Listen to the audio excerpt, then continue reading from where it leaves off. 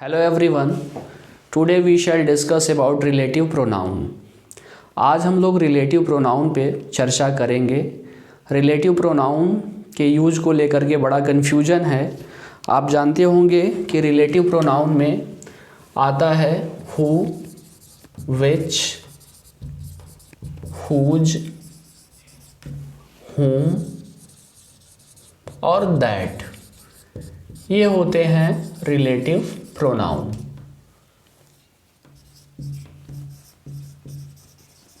Relative pronoun जिसमें से who, विच और दैट के यूज को लेकर के लोगों को बड़ा कन्फ्यूजन होता है कि कहाँ पर हु को यूज किया जाए, कहाँ पे विच को यूज किया जाए और कहाँ पे दैट को यूज किया जाए, क्योंकि तीनों का ही मतलब होता है जो। विच, हु और दैट तीनों का ही हिंदी मतलब होता है जो। तो अक्सर ये कन्फ्यूजन होता है कि कहाँ पर इनको यूज करें। तो देखें, विच का यूज हमेशा वहाँ पर होता है जहाँ पर इसका एंटीसीडेंट कोई नॉन लिविंग नाउन हो। जैसे आप कहते हो कि I have a car which is very costly। I have a car which is very costly। यहाँ पे आपने which का यूज किया, क्यों नहीं who का कर दिया या that का कर दिया? क्यों? क्योंकि इसका एंटीसीडेंट क्या है? कार है। अगर आपको एंटीसीडेंट नहीं पता है कि क्या होता है तो ये पहले इसको समझ लें। एंटीसीडेंट, एंटीसीडेंट का मतलब होता है किसी भी शब्द के पहले आने वाला शब्द। जैसे आप देखें, कॉस्टली का एंटीसीडेंट क्या है? वेरी। वेरी का एंटीसीडेंट क्या है? इज का क्या है? विच का क्या है? कार का क्या है? ए का क्या है? हैव। तो जो सबसे पहले आता है वो किसी शब्द के जो पहले शब्द आता है उसी को बोला जाता है एंटीसीडेंट। तो यहाँ पर आप देखें, विच का एंटीसीडेंट क्या है? कार है। विच का मतलब यहाँ पर क्या है? जो। तो विच को यूज क्यों किया गया? इसलिए किया गया क्योंकि इसका एंटीसीडेंट क्या है? कार। और कार क्या है? नॉन लिविंग है। तो वही बात आपको समझाई जा रही है कि अगर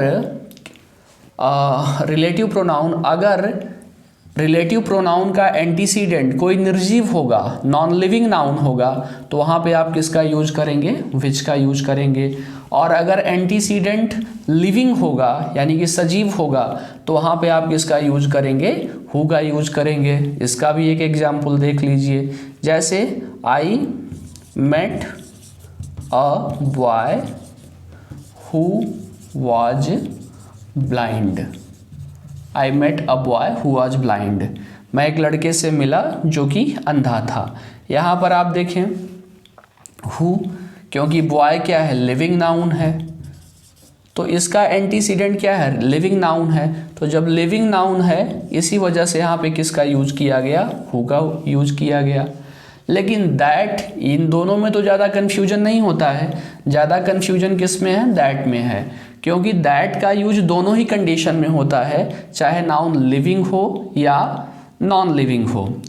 दैट में क्या देखना होता है हमें? दैट को ज़रा समझें।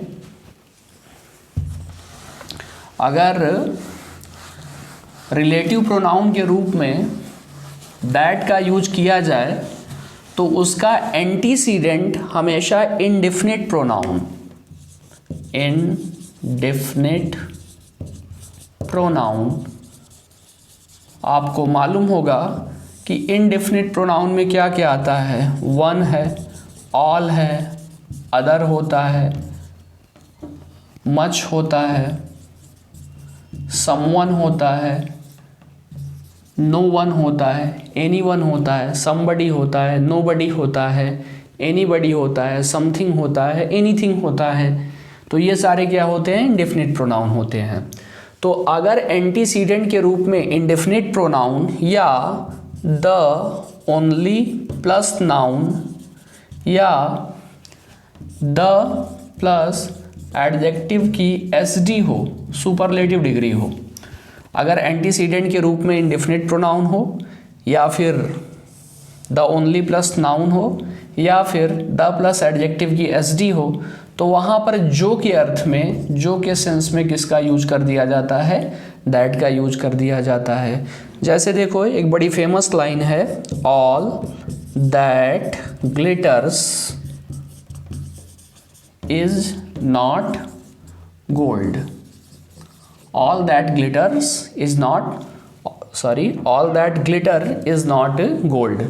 हर वो जो चीज़ चमकती है वह सोना नहीं होता है। हर जो चीज़ चमकती है वह सोना नहीं होता है। यहाँ पर देखें दैट का मतलब क्या निकल रहा है, जो निकल रहा है। क्यों निकल रहा है, क्यों निकल रहा है? क्योंकि रिलेटिव प्रोनाउन जो का अर्थ कैरी ही करता है। और यहाँ पर दैट का यूज क्यों किया गया? क्योंकि इसका एंटीसीडेंट क्या है, ऑल है। और ऑल क्या होता है, इंडेफिनिट प्रोनाउन होता है। एक बार फिर से देखें, विच का यूज रिलेटिव प्रोनाउन के रूप में तब होता है जब इसका एंटीसीडेंट कोई नॉन लिविंग नाउन हो।